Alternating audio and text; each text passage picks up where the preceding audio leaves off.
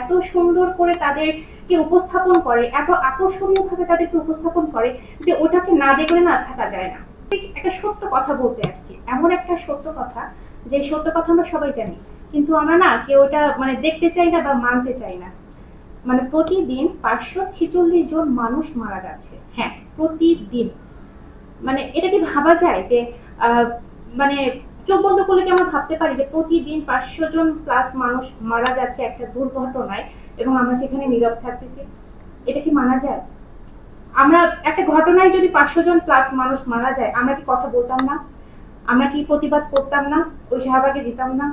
আমরা কি সমাধান চাইতাম না?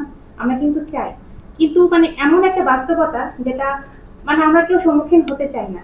এই তামাক বিষয়ে আমরা কেউ কথা বললে সেই কথাটা কেন জানি বাস্ট হচ্ছে না।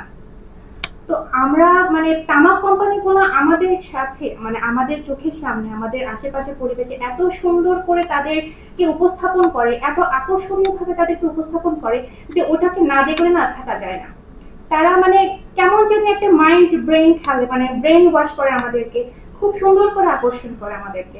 তারপর আমরা ওখানে যাই, তাদের ফাঁদে পা দিই, আমাদের ভবিষ্যৎ নষ্ট হয়, আমাদের পরিবার আমাদেরকে হারায়, একটা মা তার সন্তানকে হারায়, একটা সন্তান তার বাবা মাকে হারায়।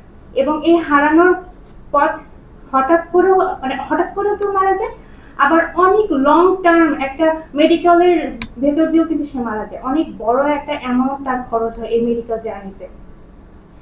আর এই বাস্তবতাটা আমরা কখনো জানি, মানতে চাই না। তো আমি এখানে এসে আমাদের যারা আমরা আছি তারা সবাই মিলে জানি এই তামাকের বিরুদ্ধে স্লোগানটাকে আরো শক্তিশালী করতে পারি, এই যে আইনটাকে আরো শক্তিশালী কঠোরভাবে যেন সমাজকে নিয়ে আসতে পারি, এগিয়ে নিয়ে যেতে পারি। সেই জন্য আমি সবাইকে চাবো যে যারা মিডিয়াতে আছেন তারা আমাদের কথাটা প্রচার করবেন, এবং আমাদের যেন ম্যাম আছেন, আশা করি ম্যামও আমাদের হাত ধরে আমাদেরকে অনেক হেল্প করবেন, এবং ম্যামের কাছে আমি এটাই আশা করি যে ম্যাম আমাদেরকে হেল্প করবেন। ধন্যবাদ।